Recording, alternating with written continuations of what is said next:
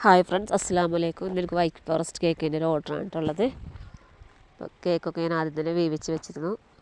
ചൂടാറി ഒന്ന് കട്ട് ചെയ്തെടുത്തിട്ടുണ്ട് കേട്ടോ. കട്ട് ചെയ്തെടുത്ത് കേക്കൊക്കെ ഒന്ന് സെറ്റാക്കി എടുക്കട്ടെ. ഷുഗർ സിറപ്പൊക്കെ കൊണ്ടൊന്ന് വെറ്റ് ചെയ്ത് കൊടുത്ത് കേക്കിനൊക്കെ ഒന്ന് വെറ്റ് ചെയ്ത് കൊടുത്തിട്ട് കേക്കൊക്കെ ഒന്ന് ക്രീമൊന്ന് ഫില്ല് ചെയ്ത് കൊടുക്കുകയാണ് കേട്ടോ. കേക്ക് ഒന്ന് സെറ്റാക്കി എടുക്കുകയാണ്. ഫില്ലിങ് ഞാൻ നട്ട്സ് കട്ട് ചെയ്തതും ബൂസ്റ്റും മിൽക്ക് മെയ്ഡും കൂടിയാണ് കേട്ടോ ഫില്ലിങ്ങിൽ കൊടുത്തിട്ടുള്ളത്.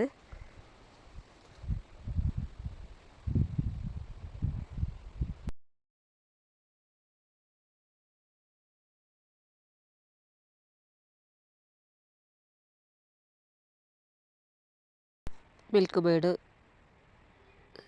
ഒഴിച്ച് കൊടുത്ത് ഒന്ന് സ്പ്രെഡായി കൊടുത്ത് കുറച്ച് ബൂസ്റ്റും കൂടി ഒന്ന് ഇട്ട് കൊടുത്തിട്ടുണ്ട്. പിന്നെ നട്ട്സ് കട്ട് ചെയ്തതും അണ്ടിപ്പരിപ്പും ബദാമും ചെറുതായിട്ട് കട്ട് ചെയ്തതാണ് കേട്ടോ ഇട്ട് കൊടുത്തിട്ടുള്ളത്. ഇതുപോലെ 3 ലെയറൊക്കെ ഒന്ന് ചെയ്തെടുക്കട്ടെ കേട്ടോ. അപ്പോൾ കേക്ക് ഫുള്ള് ചെയ്ത് ഫൈനൽ കോട്ട് വരെ ചെയ്തിട്ട് ഞാൻ ഫ്രിഡ്ജിൽ വെച്ചിരുന്നു. ഞാനിതിൽ നട്ടി ബബിൾ ഡിസൈനായിട്ട് കൊടുത്തിട്ടുള്ളത്. നമുക്ക് ഒരുപാട് ക്രീമൊന്നും വേണ്ടാന്ന് പറഞ്ഞു, ഫ്ലവറുകളൊന്നും വേണ്ടാന്ന് പറഞ്ഞുകൊണ്ട് ഇതുപോലെ നട്ടി ബബിളിൻ്റെ ഡിസൈനായിട്ട് കൊടുത്തിട്ടുള്ളത്. ചോക്ലേറ്റ് ഗനാഷ് ഉണ്ടാക്കിയിട്ട് ഓരോ ബബിൾസ് ഇട്ട് കൊടുത്തേക്കാണ് കേട്ടോ, പല സൈസിലുള്ളത്.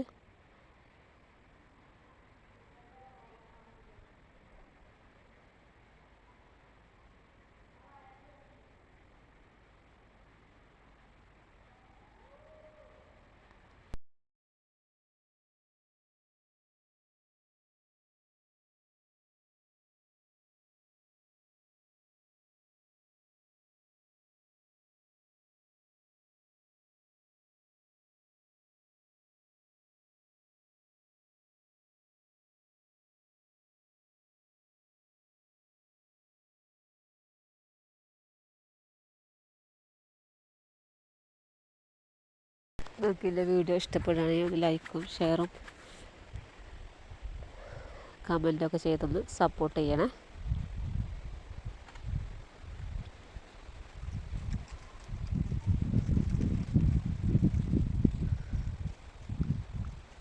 അപ്പോൾ ഇത് ചെയ്തുകൊണ്ടിരുന്നപ്പോൾ പെട്ടെന്ന് ഇതേപോലെ 2 കേക്കിൻ്റെ ഓർഡർ കൂടി വന്നിരുന്നു കേട്ടോ. ഒന്ന് പിന്നെ ചെറിയൊരു കേക്ക് വന്നിട്ടുണ്ടായിരുന്നു. വീഡിയോ പിടിക്കാൻ പറ്റിയിട്ടില്ല. ലാസ്റ്റ് അതിൻ്റെ ഫോട്ടോ കൊടുക്കാം കേട്ടോ. ഒരു ആനിവേഴ്സറി കേക്കും പിന്നെ ഒരു വിഷുവിൻ്റെ കേക്കും ആട്ടോ വന്നിരുന്നത്.